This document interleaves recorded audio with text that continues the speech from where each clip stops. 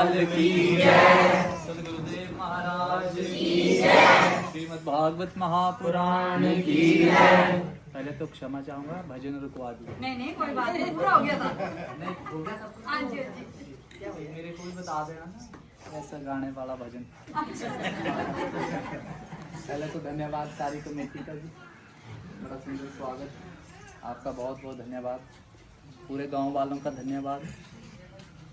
लेकिन खुशी तब शुरू होगी जब हम कथा में प्रवेश करेंगे। लेकिन प्रवेश कब करेंगे? जब हम सोचेंगे तब नहीं, जब ठाकुर जी की इच्छा होगी तब। लेकिन आपको लग रहा है कि है इच्छा उनकी कि नहीं? भी आए। ये आप समझो, क्योंकि अगर हम सोचेंगे कि हम कर रहे हैं, ऐसा कुछ भी नहीं। ठाकुर जी ने एक समय निर्धारित किया, उस समय पर हम ये भजन संकीर्तन कर रहे हैं। और श्रीमद् भागवत महापुराण की ये कथा का प्रारंभ कल से है ना जी। और शोभा यात्रा कितने बजे? सुबह 8 बजे। हाँ, 8 सवा 8। आपको सबको पता है ना। 8:30 भी हो जाएंगे, कोई बात नहीं। मैं तो इतनी ही हूँ। 11 बजे के। तो आपको सबको समय का पता है। तो वो यात्रा बड़ी आवश्यक है। उस यात्रा का क्या नाम है? उस पे उठाएंगे क्या आप? कहाँ पे रखेंगे उसको? हाथ में या सिर पे? आदमी भी उठाएंगे। अभी दोनों फिर आदमी उठाएंगे।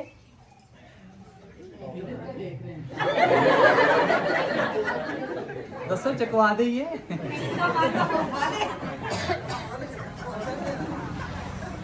अच्छा, आप ही उठाएंगे ना माताएं? अच्छा, ऐसा क्यों? आप ही क्यों उठाएं? ये क्यों ना उठा ले? हाँ जी, देखो, आप जीवन में जो भी कार्य कर रहे हैं उसका कोई ना कोई अर्थ है, ठीक है। सबसे पहले कौन सी यात्रा? कलश यात्रा। कलश मतलब कुंभ, मिट्टी का एक घड़ा। जरूरी नहीं मिट्टी का हो, लोटा भी हो सकता है वो। लेकिन उसमें क्या है? क्या है उसमें? आप ध्यान देना, पूरे जीवन काल में सबसे पुराना एक क्या है? पानी ही है। क्या? अच्छा, सबके पास मोबाइल है? मोबाइल सबके पास, उसमें मेमोरी भी होती है। जितनी हमारे पास मोबाइल फोन में मेमोरी है, उससे करोड़ों गुना ज्यादा मेमोरी किसके पास है? जल के पास। किसके पास? हाँ। तो घर में हमारे जो पानी है, घर में हमारे जो अन्न है, उन दोनों का बहुत मतलब है? कोई नहीं जी, बिना गद्दियां ते बह जाओ, 2 मिनट।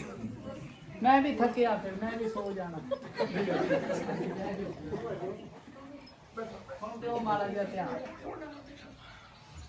ठीक है जी। घर का पानी और घर का अन्न। आपके पानी में आपके पितृ प्रवेश करते हैं और आपके अन्न में आपके देवता प्रवेश करते हैं। इसलिए हम जब शिव के मंदिर जाते हैं तो क्या लेकर जाते हैं? और आजकल नहीं लेके जाते। आजकल कहते पानी भी उत्थे ही मिले थे, लोटा भी। टाइम ही नहीं है हमारे पास। ध्यान देना इन बातों पर। लेकिन हमने सर पे क्या उठाना है?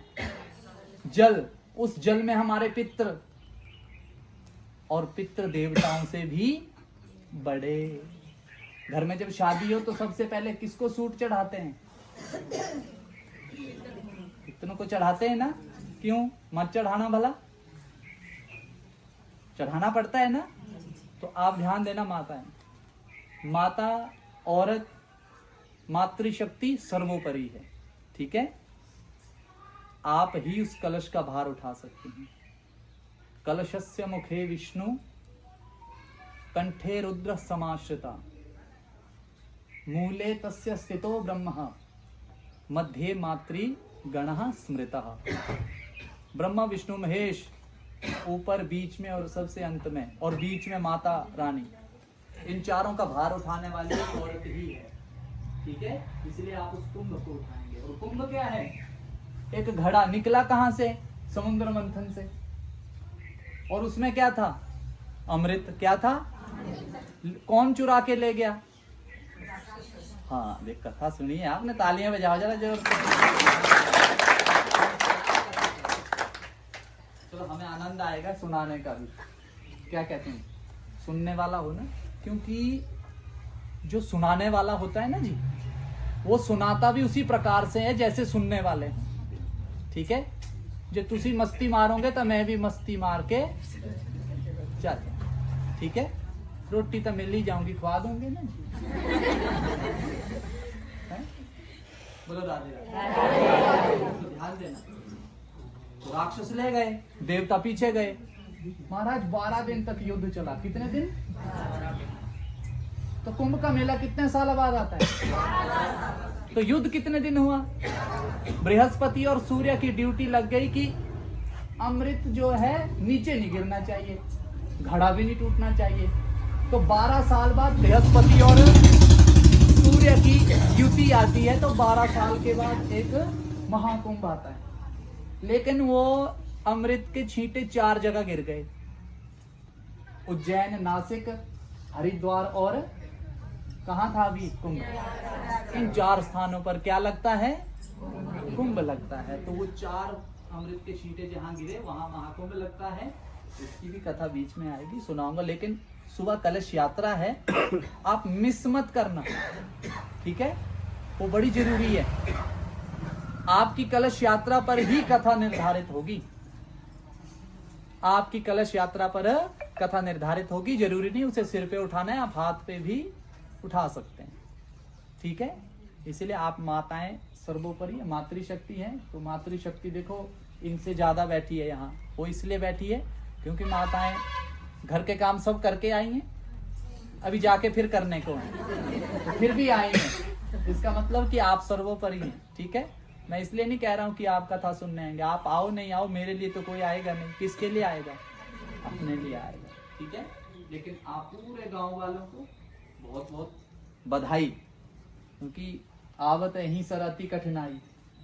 ऐसे भजन के जो कार्य है ना, बड़ी मुश्किल से मिलते हैं, पर राम कृपा बिनु आई न जाए। अब ये मत कहना कोई कि हम पर भगवान की कृपा नहीं है। अरे इससे बड़ी कृपा कौन सी चाहिए आपको? बताओ, चाहिए कोई और कृपा? चलो ठंडा भी पिला देंगे। और बोलो, इससे बड़ी कृपा? साथ मिलकर जो भजन कर लिया वही सही है हमारे लिए, और वही साथ जाएगा। कि जाएगा कुछ और? मोबाइल तो नहीं जाएगा, देख लो, नहीं जाएगा ना। आप देखो, ये हकीकत सबको पता है, पर फिर भी भजन के लिए समय, ये मत सोचना कि मेरा मन है। अच्छा, ज्वाली से दिल्ली को बस जाएगी, आप बस में बैठ गए, पर आपका मन नहीं है, तो बस तब भी कहां पहुंचाएगी? कथा में आकर मन लगे चाहे ना लगे, बैठ जाया करो, आपका बेड़ा पार। कह दो दिल्ली वाली बस में बैठ के, किसी का मन नहीं, और बस कहां पहुंचाएगी? बस यही कथा का मतलब है। आप बैठ जाओ, समझ तब आएगी जब बैठेंगे। बैठेंगे ही नहीं तो फिर पता नहीं कौन आया, छोटा जी आया। लेकिन आपने भाव क्या समझना है कथा का? कल से बड़ा आनंद आने वाला है। मुझे तो अभी से आनंद आ रहा है महाराज। आप सब देखो, इतने बुजुर्ग लोग आए हैं, तो मेरे पिता समान सारे इतना आशीर्वाद दे रहे हैं। आप माताएं सुबह भी सब आए, आनंद लें, और हर एक चीज का मतलब समझें। जो आप सुबह उठने से लेकर सोने तक करते हैं, वो सब कथा के साथ जुड़ा हुआ है। लेकिन समझना आपको है। हम तो तैयार बैठे हैं कि हम कब समझाएं वो चीजें आपको। तो आओ, ज्यादा समय नहीं लेता, क्योंकि समय का बड़ा वो है। आप सबको काम भी करने होंगे घर पे, क्योंकि आप अभी करेंगे तो कल तभी आएंगे ना। तो अभी आप सब अपना काम करिए, अगर भजन करना है आप करें, और इनको ठंडा पिला दीजिए जो भी है।